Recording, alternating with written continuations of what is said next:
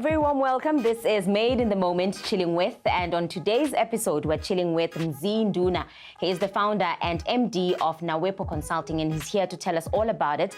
Tate Nduna, welcome. Thank you so much for being with us. Thank you, and thank you for having me. Let's speak about Mzimkhulu Nduna. To those who don't know who you are, give us a bit of background on who you are.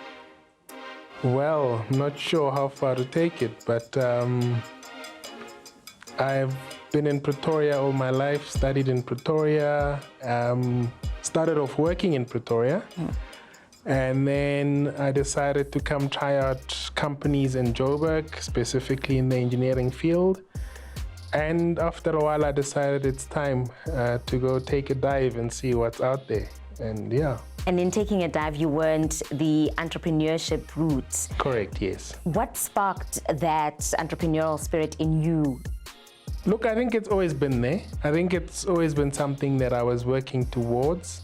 It's always been something that I was dreaming of. So it was a question of ensuring that I had enough skill and expertise to offer a service out there. So when I felt the time was right, I took a jump. When was that moment when you felt now the time is right? Okay, look, I suppose we all need a bit of a push, hey? So I think for me, one of the biggest things that was the defining moment was after having had put in quite a lot of work in a company I used to work for, putting in 14-hour days. And I remember one time my wife looking at me saying, "We don't even know you anymore. What's going on?" And I decided, you know what? I need to take a break. I called my boss and I said, I need a holiday. And I don't want to take leave, but I want to take time against the projects I've been working on. And he said, no.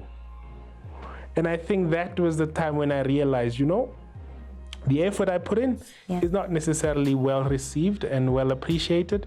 So it's time I go out there and do things myself and see what I can offer. I like that. So you were made in that particular moment. And then we fast forward to the birth of your company when we're speaking now of Nawepo Consulting. Tell us about the birth of Nawepo Consulting. Well, Nawepo Consulting is a professional civil engineering company. So we offer consulting services in the built environment that ranges from feasibility studies, design, all the way to seeing it through, projects being implemented. One of the other big things we offer that's a bit different is we do asset management. So we offer services of making sure that buildings and infrastructure are managed well and kept in optimal condition. And we offer also a bit of project management within the built environment, of course, especially on the projects that we do get involved with. And how would you describe the built environment in South Africa? Wow, sure, that's an interesting question, eh? Especially after 2010, yes, it's been terrible. I mean, look, all you've got to do is just to look at all the shares of all the construction companies. You have to look at companies like your WBHO, your so all these big construction companies which have basically gone down the drain, and a lot of consulting firms also. I mean, recently, one of the previous companies I used to work for has retrenched 40 engineers. Sure. So yeah, I think it's difficult times that we're in, especially for the built environment. And with that in mind, with that kind of a description that you've just given, how has Nawepo been able to navigate this kind of an environment? Look, it's been tough. It's been tough in the sense that I think I always look at it as there's two different types of clients. There's a public sector and the private sector.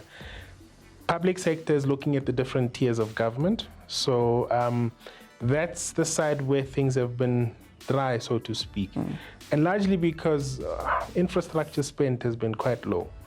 I think a lot of the funds that are geared towards infrastructure spend are being redirected elsewhere. So I think in the initial stages of forming the business, I wanted to have a comfortable split between public and private. So largely we've been surviving with private sector projects, yeah. And I mean, you've taken us back to 2010 and then post-2010, and now we are in a space where we're speaking pre-COVID, during COVID, and then we're looking at post-COVID. How was the business just before COVID-19 hit and the lockdown? Look, I think for the built environment, we've been in a downward spiral since. I think, in fact, when I decided to go into business, that was the wrong timing. Because we started in 2015. It's been like a 6-7 year downward spiral. So COVID pretty much accelerated some of the problems that we've seen, I think. But other than that, we were in a pretty bad position before that. I think it's just maybe accelerated some of the challenges that we're seeing, especially with the retrenchments, especially with companies going under. And for Nawepo in particular, what would you say were those challenges that you really had to face head on because of COVID-19? Because of COVID-19, well, it's the full shutdown. That obviously affected us. We couldn't trade because we were not an essential services company. So there was no possibility of trading in that sense. So yeah, we pretty much had to shut down and sit and try and wait it out. But we are on level 1, and part of the reason that we're seeing ourselves on level 1 now is because of the call for the economy to start reopening. Where are you seeing Nawepo going forward now that the economy, the bulk of the economy actually is starting to open up? Look, I think there's great signs out there. We're seeing things turning around. We're seeing a lot of government departments putting out work. Obviously, they've got to spend money, especially before the elections next year. Yes. I think that's always one thing that we in the built environment look forward to, because pre-elections, there's a lot of budgets that goes towards project implementation. So yeah, we're excited about it and we're looking forward for it. So if you were to have an opportunity to speak to young entrepreneurs, I mean, you do sound like someone who's had to face a lot of challenges, but you're also able to face them and overcome a lot of them. What would you say to young up-and-coming entrepreneurs? Take a jump. I always say, I've had the privilege of going on a bungee jump, and I say business is like a bungee jump. Yeah. It's extremely scary. You know, you sit there and you're thinking, oh my goodness, should I do this? But go for it. It's the most amazing thing ever. I think, look, apart from all the things that people will look at, the money, the flexibility and all of that, it's the rewards that you're able to get out of running your business that makes it so worthwhile, you know? And the flexibility and being able to spend more time with family. You know, I think you find ways of finding yourself. You know, you can make ways of spending time with family. When they go to sleep, you get back to work, you know, so all those flexibilities are great. So yeah, it's exciting. We've spoken about the challenges. I also want us to share some successes, notable successes at Nawepo that you can say, you know, as the company, South Africans can look out for this because you had a hand in it. Yeah, look, I mean, we've been involved in a lot of projects, so it's been exciting. We've also done a lot of projects with the National Treasury, the GTech, which is their technical division, looking at the expenditure review of provincial departments. So looking at, are they spending their money wisely? Are they looking at good projects and so forth? And yeah, so it's been exciting. We're excited with what we do because we contribute positively towards society and the well-being of people.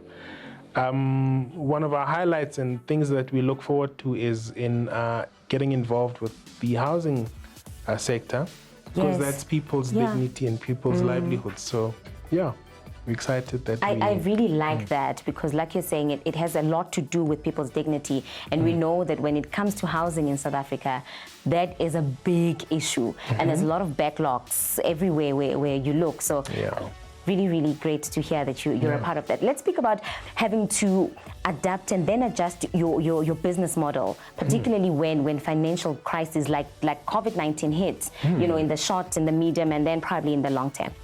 Look, I think I've always had that mindset as an individual, especially in business. When I started the business, I already could pick up that being the type of business that you deal with a lot of big projects and big fees. However, cash flow can be a problem. Yeah. So a year after starting Nawepo, I twisted my wife's arm into starting another business to ensure that we could at least have cash flow. And since then, there's also other businesses that we've looked into. So it's always important to see what the need is, because I think business is all about meeting the need that is out there. Yeah. So especially now, the big buzzword is pivoting your business. It's all about identifying what do people need and how can I offer that as best as I can. And we're speaking a lot now about having multiple streams of income. We're also speaking about building legacies as Black people. What's your take on those things? For sure. I think there's not enough education about all these things. Yeah. I mean, it is said, I don't know, it is said that an average millionaire has 7 multiple income streams, But I think these are some of the things that we as Black people are not having enough discussion on. So yeah, it would be encouraging to see more dialogue around that and empowering people to make better decisions as far as that is concerned. But then, you and I can speak until the sun goes down. Thank you so much for your time and all of the insights that you've shared with us today. Really, really appreciate it. But before we let you go, we want to pick more of your brain because there's a lot of it. So we want to go on and pick more of your brain in something that we call the Quickfire questions, and we want to see how quickly you can answer them. You have about 30 seconds to do so. I'm ready. Right, let's go into the 30 seconds on the clock. Who is your favorite superhero and why? Superman, because he can fly. And what is your favorite summer activity? Ooh, swimming. Where would you go if you were invisible? Invisible, probably the bank. What would you do on Mars just for fun? Play golf. Favorite quote from a movie? Shoo! I'll be back.